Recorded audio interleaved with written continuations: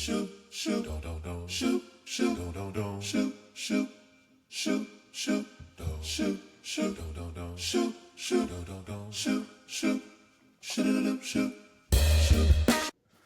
guys, welcome.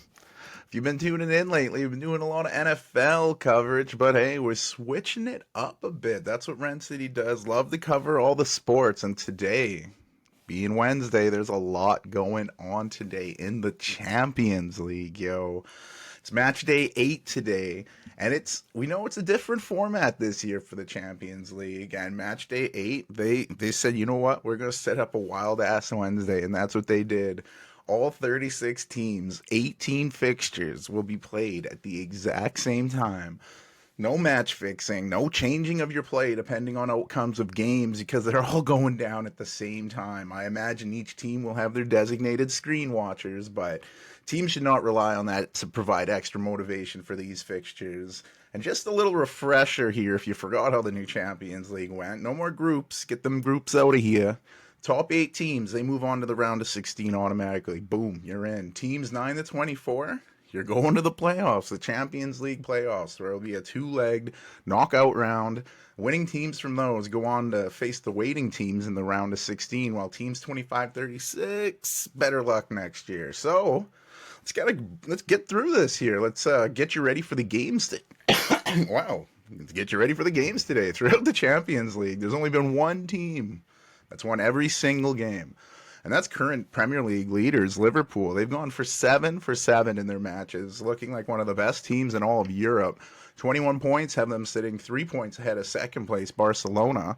Liverpool, they go on a short road trip to Eindhoven to take on PSV, the current Eredivisie leaders. They have a lot more on the line than their English counterparts. Sitting tied with Belgian Club Brugge on 11 points, PSV, they haven't quite clinched their spot in the playoffs. A loss by a large margin, could potentially have them missing out on the playoffs. That being said, PSV would also need the teams below them to have positive results, so I'm thinking the Dutch side should be in the clear, but you never really know with the game of footy. So PSV, they'll be looking to at least salvage a point, because that'll clinch them into the playoffs, because as mentioned, a loss, that opens the door for other teams to take their spot. Liverpool, they could clinch the top spot with the win or tie. A win, that would look amazing on that resume in the new Champions League format. But if for some reason Liverpool lose the PSV, Barcelona could catch them with the win, which is a nice segue to talk about the Catalan side. Barcelona, they worried supporters when they started the Champions League campaign off, losing 2-1 on the road to Monaco. But since then, Barcelona's reeled off 6 straight wins in Champions League play, including a roller coaster of a comeback against Benfica in Matchday 7. So they're sitting at 18 points in the table, meaning they're guaranteed to go to the round of 16. Barcelona, as mentioned earlier, could catch Liverpool if they win their match and Liverpool lose theirs. But it won't be an easy picnic for Barcelona. They take on a powerful Italian side, Atalanta. They've had a pretty damn good Champions League campaign themselves, sitting in the 7th spot with 14 points.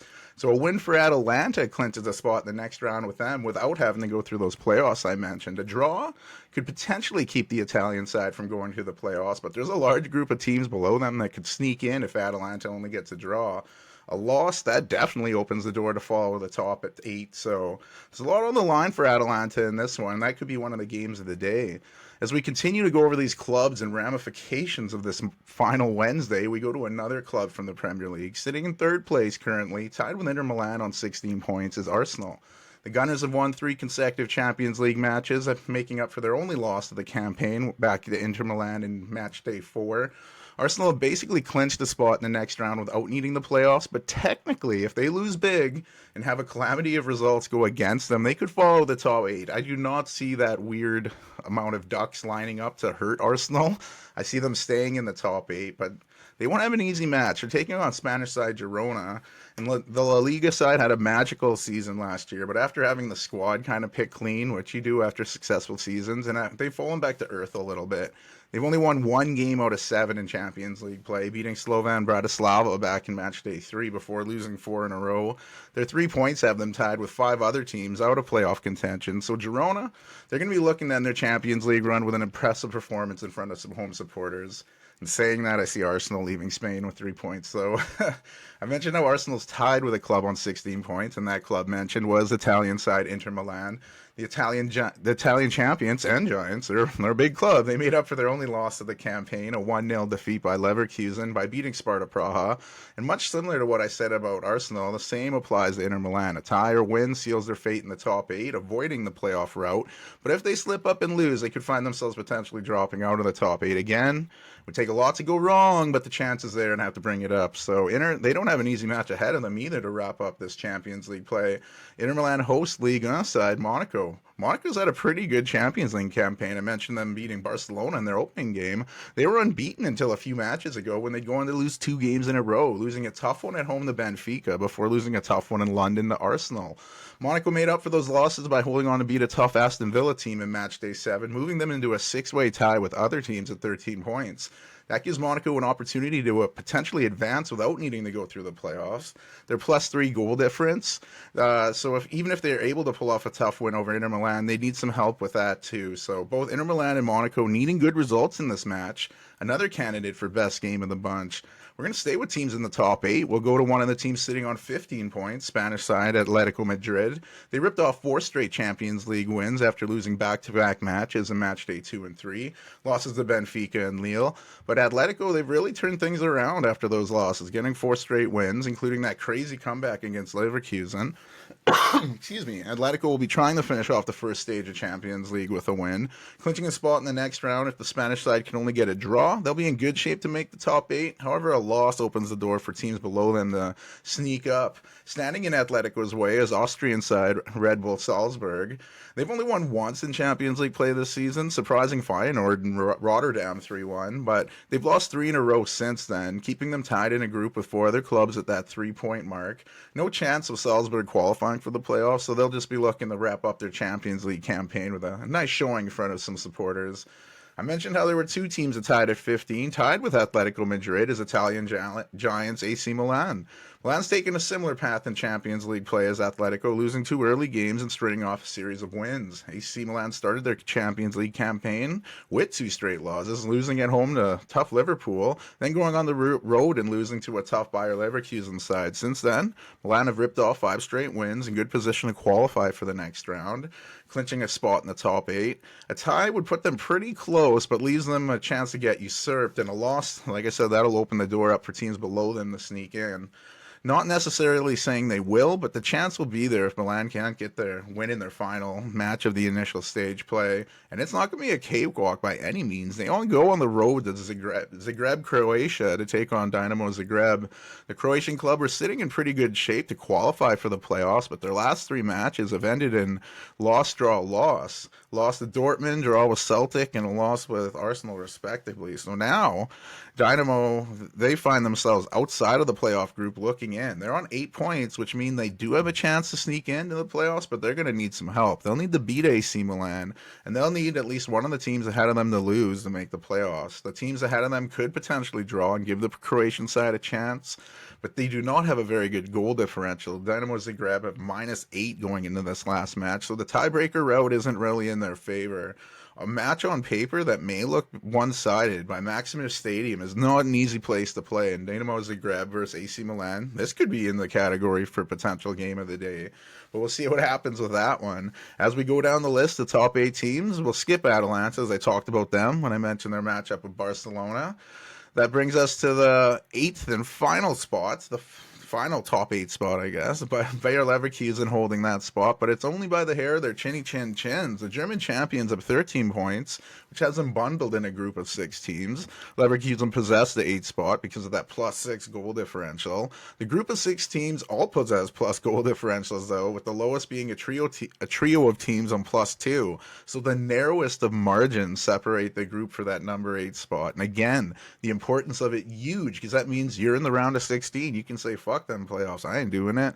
So we'll see what happens here. Leverkusen, they've slipped up a bit in Champions League play, losing 2 of their last 4, including that tough defeat I mentioned earlier. So they'll be hosting Prague side Sparta Praha, looking to knock off the Czechia team to stay in the top 8. And with how tight the race is for the final spot, Leverkusen might try to light the scoreboard up to keep that goal difference in their favor. Sparta Praha have been officially eliminated from Champions League playoffs, but didn't always look this bad. The way they started the campaign, you're like, wow, are they going to have a nice result? Match day one, they beat Salzburg. They drew with Stuttgart, and they're like, oh, wow, this team's looking good, but they've lost 5 in a row, taking them out of contention. They sit in 29th place, 5 points. But they'll see what they can do trying to play the spoiler role in the spot just narrowly outside the top eight. In ninth place, Premier League side Aston Villa. They're tied with Leverkusen on 13 points, along with 4 other teams, all vying for that top eight. Aston Villa know that the worst they can do is qualify for the playoffs, but they still have eyes on qualifying for the round of 16. So their match day 7 loss to Monaco, that really hurt their chances of securing a top 8 spot. But like I said, they're still in position to get there. A win would give them a good chance. A tie could help, but 3 points, that's got to be on the mind of Villa players going in. Standing in their way is Scottish club Celtic. They have a pretty successful Champions League as well. A lot of people like to look down on the Scottish Premier League, but they're putting in some respect on the league's name. They're able to put down the table, sitting in 18th place, but they're 12 points. They've clinched at minimum a playoff spot. Celtic have won 3, tied 3, and only lost 1 in Champions League play. Granted, it was a bad loss, 7-1 against Dortmund back in match day 2, but since then they're unbeaten in 5 and loving life in the Champions League. And if by chance the Scottish side could pull off a win against Villa, they'd be in contention to make the top 8, a feat no one saw coming, but we'll see what happens on this wild day. We'll already skip Monaco in the 10th spot because I've already talked about them taking on Inter Milan. We'll see if they can get in the top 8. Facing Inter Milan and beating them would give them deservedly the spot, but that brings us to the 11th and 12th spots. I'm throwing those two clubs together because not only are they tied on points with 13 and goal difference with +2, but those two clubs play each other in match day 8, a schedule maker's dream. The current 11th seed, Dutch side Feyenoord, are coming into this match unbeaten in their last 3 Champions League matches, winning their last 2, including a 3-0 shellacking of Bayern Munich. So they're feeling confident going on the road to wrap up league play. The 12th-seeded team is French side Lille. After losing their first match of the Champions League play, Lille went unbeaten in their next 5 before losing a tough one against Liverpool on match day 7. Tons on the line in this matchup. The winner of this game puts himself in position to try and secure a top 8 spot. That's huge. Both teams already have clinched a playoff spot at the bare minimum, so a draw doesn't help unless a lot of the teams above them lose, and a draw would only help Feyenoord because they own the tiebreaker with Lille here. So Lille may have some extra advantage in the crowd, though. French authorities have banned Feyenoord supporters from attending the fixture for fear of violence. There have been tons of supporters already entering France, so there is concern there, but we'll see what happens. I hope there's no violent outbursts outside the stadium, especially considering how much is on the line inside the stadium. This could come down to a last-minute goal, and don't be surprised if clutch Canadian forward, goal machine, Jonathan David would score for Lille. But yeah, I think this could be another candidate for game of the day on this wacky Wednesday, as both teams really want those 3 points. We go to lucky number 13 in the table, sticking with the Ligue 1 team. One of Michael Richards' favorite team to talk about, Brest. The French club sit in the top group of 6 teams, all tied with 13 points, and could potentially propel themselves into a top 8 spot with a win. And some help, obviously. They've had a nice campaign, but losing 2 of their last 3 Champions League matches, a loss in Barcelona and a surprising loss to Shakhtar Donetsk, has put them further away from the top 8. A win could give them a shot at those positions, but a draw would probably help with positioning. So the French side, eyes on a win. But the team they're playing also has eyes on a win. Defending Champions League winners, Real Madrid. The Spanish Giants have had a disappointing campaign, especially by their exceptionally high standards. They find themselves sitting in 16th place with 12 points. 4 wins, but also 3 losses in those 7 matches. To be fair, a lot of clubs would lose 2 in a row if you faced up with AC Milan and Liverpool back-to-back. But since those consecutive defeats, Real Madrid have reeled off 2 straight, beating a tough Atalanta squad and then crushing Salzburg.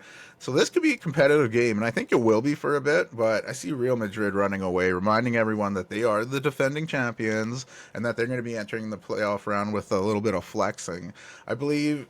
I say that because technically Real Madrid have a chance to qualify for the top 8, but they need to win by a lot and have a bunch of teams lose. So I think they're just going to be playing in the playoffs alongside Brest. Going to the 14th spot, we go to Germany. Borussia Dortmund have 12 points, a number they share with 4 other teams, but they lead that group based on goal difference. And it's been up and down for the Champions League, in the Champions League for Dortmund. They won 2 games in a row against Austrian side Sturm Graz and Dynamo Zagreb. Then they go on to lose 2 in a row. Tough one at Barcelona, followed by a tough defeat in Italy by the hands of Bologna in Matchday 7. So now the German side, much like I said about Real Madrid, have a chance to make the top 8 with a win, but they'd have to win by a large margin and get a lot of help along the way. So who does Dortmund face off with Matchday 8? Well, it's Ukrainian side Shakhtar Donetsk. They sit just outside the playoff positions in 27th spot, sitting on 7 points. After losing 2 games in a row, a tough one to PSV, and then a beatdown by Bayern Munich, it looked like things were done for Shakhtar. But they pull off that big win over Brest in Matchday 7, at least giving them a shot. And when I'm saying a shot, I'm talking about a very slim chance here. The chance for Shakhtar Donetsk to even squeeze in the playoffs. They'll have to go into Dortmund and beat a very tough team in one of the best environments in sport, and they'll have to beat them by a few goals. Shakhtar have a -6 goal differential, so if they win this game, they'll even up with teams on 10 points, but they'll have to get some goals on Dortmund to do so. So I'm not gonna lie, I don't know if they can do it. I don't even think they'll beat Dortmund, but you got to kudos to the Ukrainian side for trying to stay competitive here. Sticking with the group on 12 points, we'll go to the 15th spot. Current Bundesliga leaders Bayern Munich. The Bavarian side were rocking a 3-game winning streak until they lost to the fired-up Feyenoord team in the rain in Matchday 7. They'll be looking up to make up for that loss against when they host the Slovakian side, Slovan Bratislava. Slovan made huge waves for the club when they were able to qualify for the Champions League, but after the happiness of qualification, it has not been too great. The Slovakian side are one of only 2 teams not even register a point in Champions League play this season.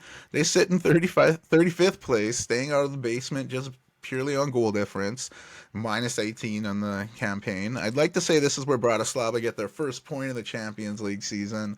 However, I see this more of a match of Bayern Munich trying to regain their footing and give the home crowd an array of goals. You hear plenty of the can blaring over the speakers after each goal. Awesome celebration, by the way. And Bayern, they have a chance to increase their goal difference, which would give them a very slim chance of making the top 8. But they, like other clubs I'd mentioned, they need to win and have a lot of things go in their favor. I think they're just playoff bound, which is good.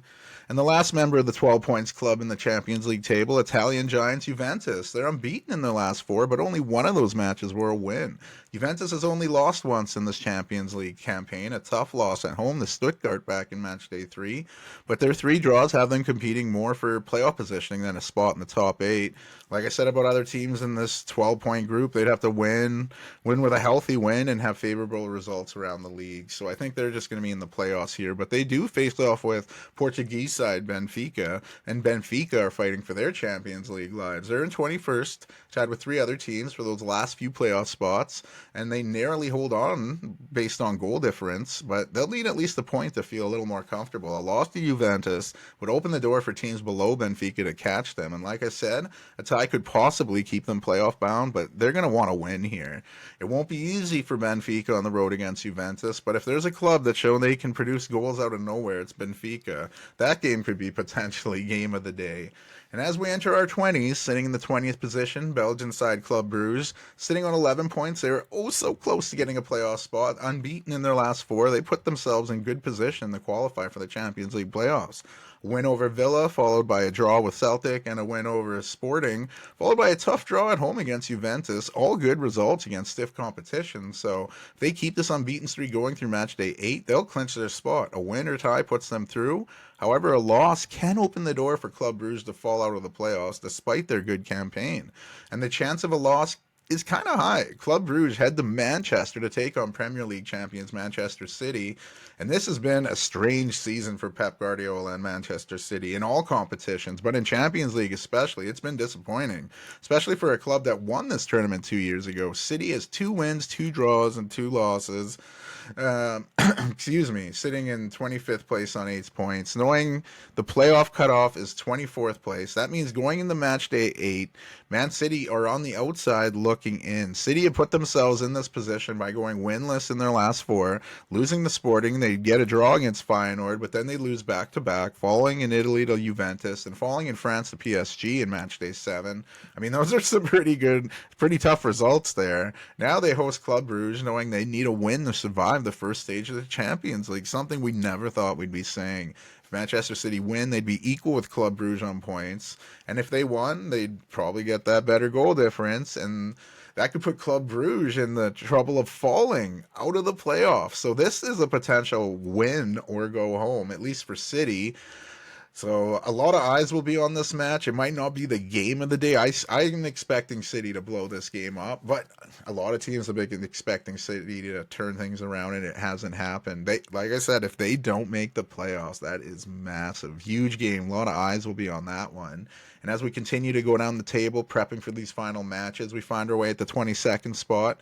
Another team that's much lower than we expected, French champions PSG.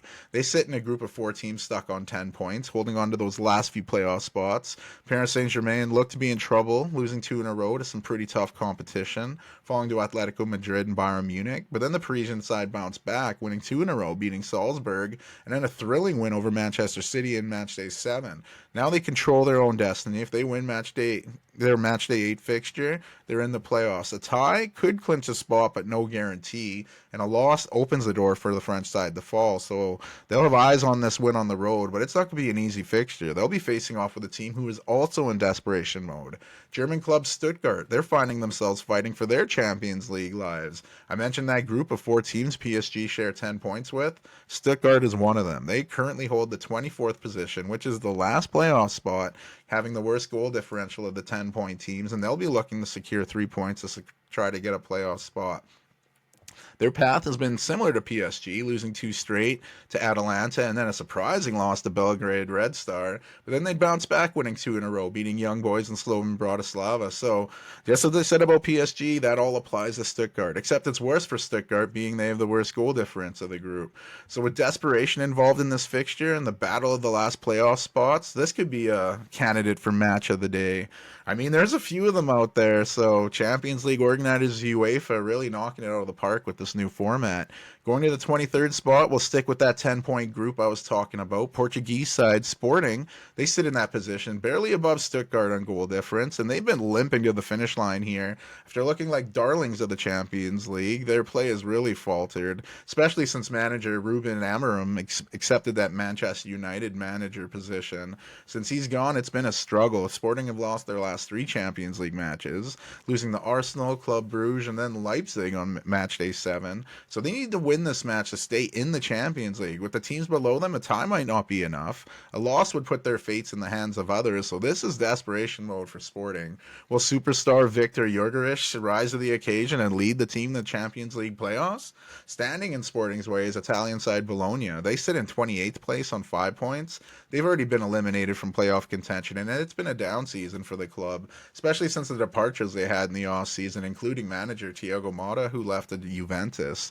There was some happiness for fans as Bologna picked up their first win in the Champions League campaign in Matchday 7, beating Dortmund, which spoiled the German club's chances of moving up the table, and now Bologna have the chance to play spoilers again. I explained the impact of a loss to Sporting, and Bologna, like I said, has a chance to spoil the Portuguese side's chances of making the playoffs.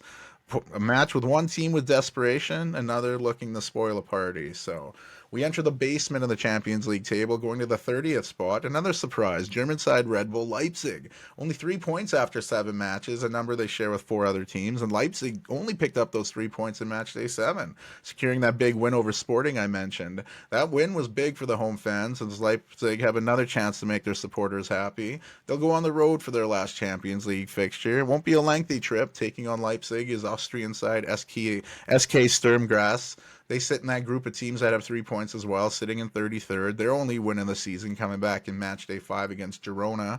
A game with no playoff implications involved with any of the teams. They're just playing for pride in that one. And to wrap up this funky fresh group of Champions League fixtures, we go to 2 teams in the bottom 5. 32nd place team, Belgrade Red Star. They're in that group of 3 points, securing that only win back in match day 5 when they throttled Stuttgart 5-1. Other than that monumental win, it's been a tough go for the Serbian club. They'll be looking to end their Champions League season on a high note when they go on the road, taking on the Swiss side Young Boys, the current basement dwellers of the table, sitting in last place at 36th. One of only 2 teams, Slovan Bratislava being the other, not to register a point in Champions League play. 7 games, 7 losses. They'll be looking to at least secure a point in their home match, but we'll see what they can do to try to make the home crowd happy. They might go winless. We'll see. But Lots of cool games here. Kudos to all the teams involved. Even if you're not getting wins, you're in the Champions League. That's not an easy feat. A lot of eyes on you across the world. I can't wait to see how this Wednesday turns out. Only wish they had a red zone kind of show with Scott Hansen, or hell, I'll do it next year. UEFA, call me up, holla at your boy. I'll do the show. I'll break down the goals as they go down in match 8 because it's gonna be a doozy. I wish I wasn't working today. I should have schedule checked here like Woody Page always does on Around the Horn. But before I sign off this Champions League treat, a quick look at the stat leaders, our current Golden Boot leaders. They're coming from Barcelona right now. Robert Lewandowski, 9 goals. But just behind him, teammate Rafinha's got 8. And then you have 3 players tied at 7. Shout out again, the Canadian, Jonathan David. Growing up, I would never expected to see a Canadian in the top list, or in the top the goal scoring list in Champions League. That is amazing. So super proud of Leo's Jonathan David there. Tied with him on 7 goals is Dortmund's Serhou Guirassy and Real Madrid's Vinicius Jr. Our assist leader plays in Italy. Atalanta's Charles de Ketelaere leads the way with 5 assists. And there's a group of 3 players tied with 4. Feyenoord's Igor Paseau, Atletico Madrid's Marcos Llorente, and Liverpool's Mo Salah. Great group of players. Great tournament so far. I was curious on how this new format would go, but I'm loving it. Change can be good, in this instance anyway. We'll see how the rest of the tournament plays out to decide that. I mean, if Manchester City lose today, or if they draw and they don't make the playoffs, you'll have tons of Manchester fans and UK fans saying, this format sucks. But man, if you can't make the top 24 teams out of 36, maybe it's not your year. All right? Thanks again for tuning in. Enjoy the footy. Ren City out.